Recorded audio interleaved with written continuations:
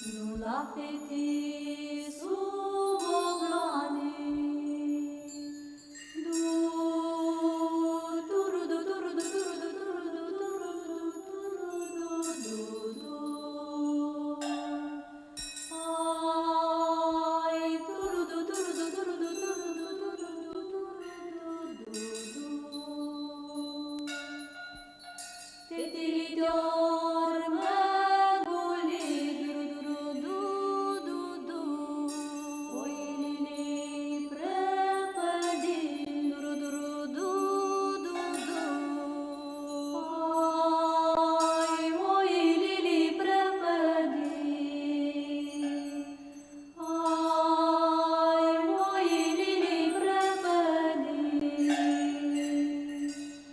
Ciobănaș cu oilii, bată-mi de ploilii, că-ai lăsat-o oilii și-ai plecat cu fetilii.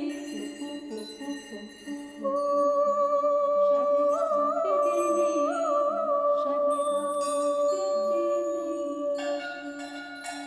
Eu m-am pornit după oi, rudu, m-am întâlnit cu un iepuroi, rudu. Bună cale iepuroi, n-ai văzut un cârdioi? Oi, n-ai văzut un cârdioi?